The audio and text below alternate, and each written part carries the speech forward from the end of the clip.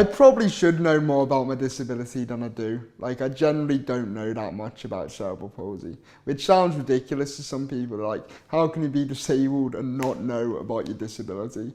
I guess, like, when you grow up, when you're born with a disability, I think my parents found out I had cerebral palsy when I was 2 years old.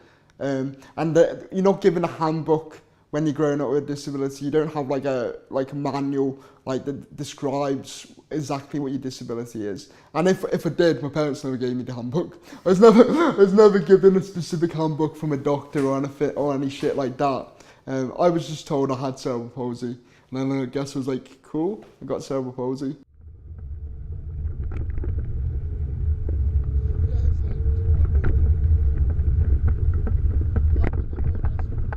I never saw it as a hindrance or anything like that. It was just me. It was just me growing up. No, we can go this way. It's this way. Sure.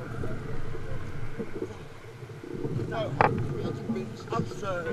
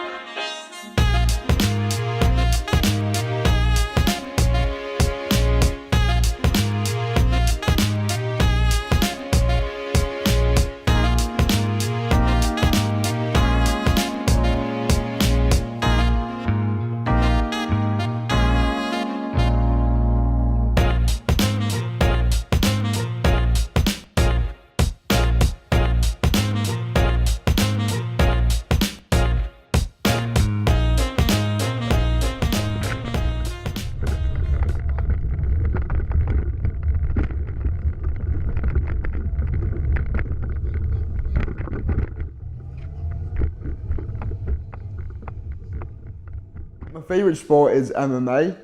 I got into it in 2009. My brother started watching it. At first, I wasn't sure what to think of the sport. I didn't know whether it was for me.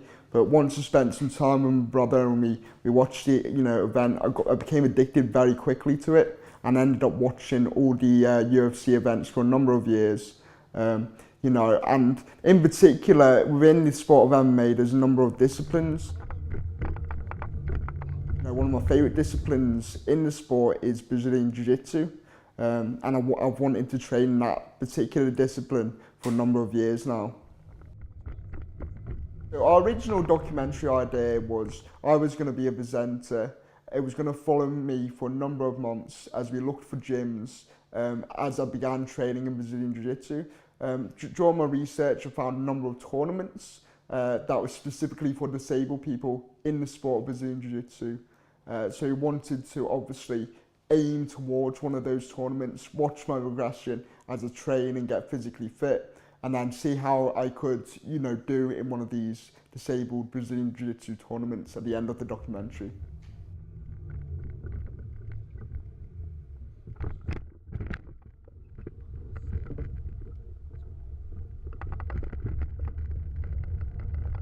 I started following the sport when I was 15 years old in 2009. By the time I was 19 in 2013, I felt like I had the confidence to actually want to enter the sport. It is here where I contacted this guy called Sam Kay. He is a disabled Brazilian Jiu-Jitsu practitioner who has an organisation called Disability Brazilian Jiu-Jitsu UK. So contacted his Facebook page, and he was able to give me some advice on how to enter the sport, and gyms in my local area, and he was actually really helpful. Let me worry about myself. Give me everything you've got, every time. Don't go soft. My name is Sam Kay. I'm 23 from Kendal. I train Brazilian Jiu-Jitsu. I'm missing most of my arm from the shoulder down. I don't have an elbow. Refusing or not wanting to row with me because of my disability, it's discrimination. It is very difficult to find other disabled people to fight, but that is something I'm trying to change. He created a documentary shortly after I got in contact with him. It was a 4-part series as part of Channel 4. It was called Disabled Fight Club, and it had a number of documentaries, and the one that was focused on Sam was about Brazilian Jiu-Jitsu, and he had a small segment in this documentary that read out one of the messages that I sent to him. So yeah, I feel like, people such as himself really are inspiration for people wanting to compete with a disability in Brazilian Jiu-Jitsu. About 12 months ago, I set up a Facebook page, Disabled BJJ UK. It's going to sort of spearhead the movement for disabled athletes to fight. I've got a message here from a 19-year-old. Basically, he's got cerebral palsy and he's in a wheelchair. He said he's wanted to train jiu-jitsu for a long time, but never actually had the confidence to go into a gym. The hardest thing you will do is walk through the front door. People have memories of school PE sessions, being picked last, being sort of left in the change rooms, bullied, and when they come into something as hands-on as a contact sport, they expect exactly the same treatment. However, it isn't like that at all. Once they're in, they will have the support of everyone in that club. Whether it's a 9-year-old kid with cerebral palsy or a 42-year-old man that's just had his legs blown off, you need to see somebody else doing it in order to believe that you can do it. That's what the page is. It will give you that confidence. It will give you that belief just by seeing other people do it. So original idea was to see me as someone with a disability compete in Brazilian Jiu-Jitsu for the first time. The film would have followed me over, a 4 to 6 month period, training in the sport, learning about the sport, developing my skills, and then eventually seeing how I could do competing in a disabled tournament. Unfortunately, we faced a number of issues with the documentary film. I think the first issue was we underestimated the time frame that it would take for me to train to compete in the first tournament in March. So we found a gym in October in Manchester that we could possibly train, but that would have been slightly out of our way. So we looked within our local area of Liverpool. Unfortunately, most of the gyms, while they were lovely people speaking to and they gave me a lot of good advice, a lot of them did not have disabled access, so I couldn't train in any of their facilities. So unfortunately, after much consideration with the team, we decided not to go ahead and train in Brazilian Jiu-Jitsu for this particular documentary, but it is something I want to do in the future, nevertheless. So obviously, once we realised that our original documentary idea couldn't be achieved within the time frame we had, I still wanted to understand what drove people to want to take part in sport when they have a disability. Despite their disability, I think sport is an important thing for disabled people. And I think understanding this will help me understand, why I want to compete in Brazilian Jiu-Jitsu and maybe motivate me, even though that, we've come across some barriers with the original idea. I feel like doing this documentary, understanding why disabled people want to compete in sport will eventually drive me to want to compete in Brazilian Jiu-Jitsu, give me more motivation. So after realising that's the route we want to go down, looking at disability in sport as a general thing, I came across this company called the Trailblazers. The Trailblazers is an organisation that focuses on campaigns for young disabled people. They focus on access to sport, they focus on access to music, access to stadiums. They've done relationship reports. They've done reports on misconceptions of the disability community. So they're constantly working to improve representation for disabled people within media. and I saw that they were offering an opportunity in March time where you could go down to the Lake District and you were able to partake in a number of sports that were specifically adapted for disabled people. We're going down to Bendrick Trust, which is situated in the Lake District.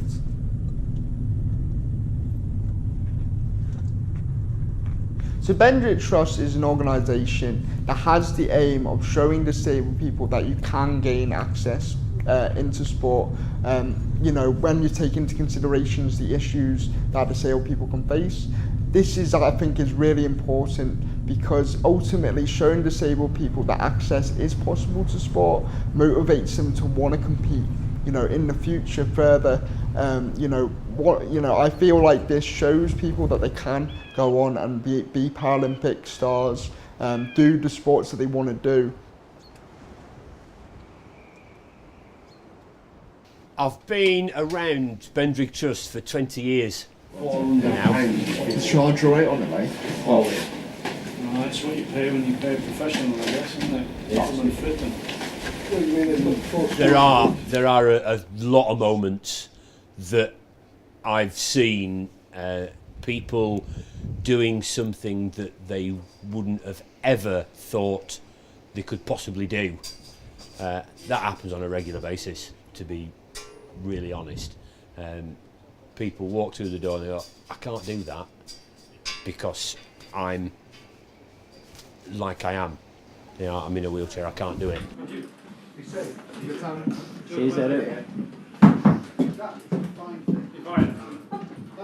So what we'll do then is we are going to go from this building past that building there and into the other big building over there. So probably the easiest way to do it from here is probably to just go down the road, and then we're not having to go down ramps and then up ramps to get into the sports hall. The first third is going to be indoors doing some archery. Okay. Oh, cool. We show people that with a little bit of thought, a little bit of patience, it can be done. Tricky, isn't it? In line, just lacking in power that one.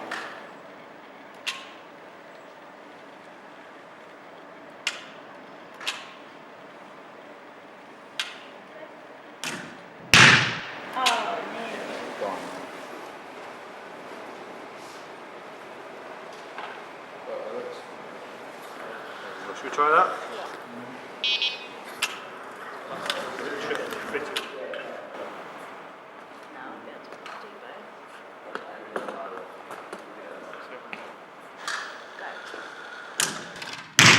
And I see it every single week. Lots of people. I don't have one specific moment, but there are moments, and a lot of them involve tears. They really do. And that's from their friends, their care staff, their parents, and themselves, because they've done what they thought they couldn't do. We both went on the swing thing. Both done rock climbing. When I was like 16, I went to a similar place in Cornwall, but it wasn't as advanced as here. So like if I couldn't stand up and pull myself up to do the rock climbing, I just couldn't do it.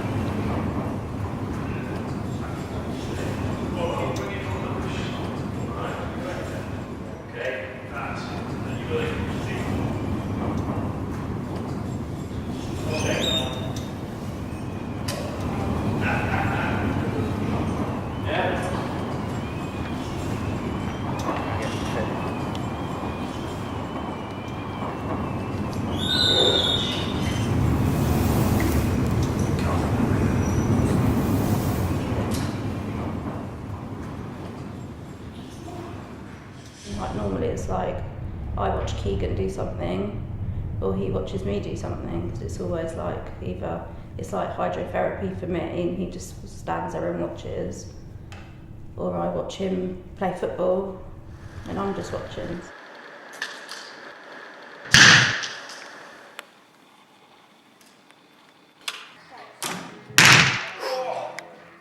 there's nothing really that you can do, like go somewhere that both an able-bodied partner and a disabled girlfriend can do together, which today has been everything. To work with yourself, you know, and that's why I'm still here, you know, to be able to work with people like you. Go into this and go up this rampway here to the top, or go over there, but you can do both. I can do both, yeah. Of course you can. I'll do both. Right. To help you to achieve what you want to. That's why I'm here. I don't mind, whatever you want me to do. I think inspirational is the wrong word to use for, you know, disabled people wanting to compete in sport.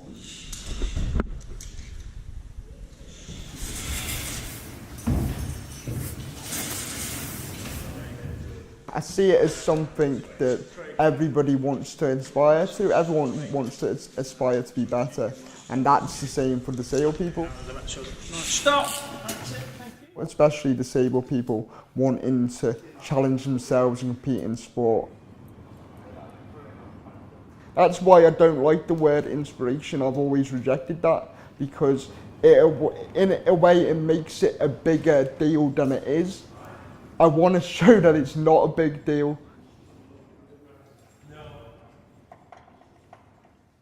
When you use the word inspiration, it makes it into this grand, big thing that it shouldn't be.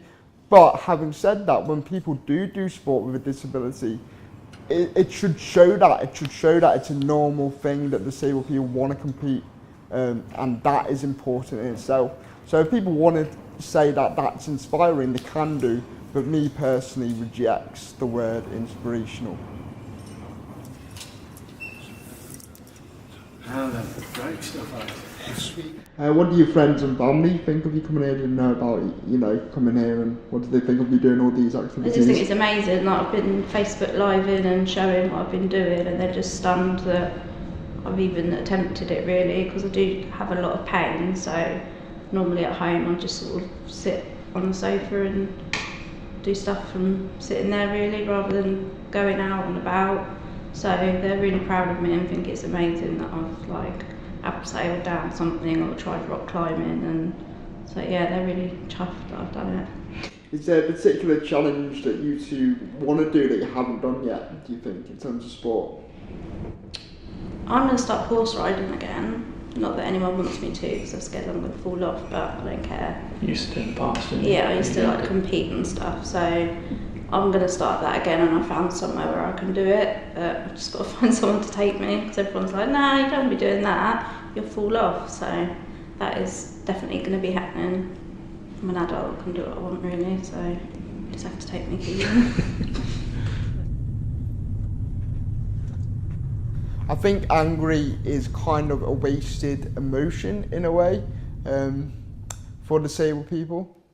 Like it's hard to say. I think there's times for you to be angry about a certain situation. Of course, that's ridiculous. But in terms of my experience with access to sport, I don't feel angry. I feel obviously frustrated about my experiences. But I think that frustration is good, because all it does is make me more motivated to want to get into Brazilian Jiu-Jitsu and want to compete. So I like to think that frustration is actually more helpful than negative. Obviously there's been barriers, but you learn from those barriers, you adapt based on those barriers, and then, you know, I think that, you know, it makes you more well-rounded as a person. So I never feel angry about the barriers I face now. It's part of life. I don't ultimately have this big grand goal where I'm achieving this success in sport. I don't believe that I'll do that. I don't particularly want to do that. I just want the opportunity to compete in sport. That's it. I simply just want the opportunity in front of me to compete in sport. And obviously it's going to take a lot more effort and foresight for me to gain that entry point. But I think once I do, then, you know, we'll see where I go from there. It is the thing. I could compete in Brazilian Jiu-Jitsu and find out that it's not for me. I like to think that I won't. I like to think that I would go and train for a bit and then really enjoy it and love it. But there is a chance that I would train for a little bit and find out that either I wasn't capable of doing it or that I just didn't enjoy it enough to want to do it. But till I'm given the opportunity to compete, then I will never know if, you know, I fully will enjoy it or not. I mean, there's a chance I'll quit. I don't like to think I'm a quitter. So, you know, I don't believe quitting is an option, honestly. I'll like the opportunity to quit, but I won't quit because I don't believe in quitting. Cool. Nice. That's a good way to end if you say that. We could call it that. What? The opportunity to quit.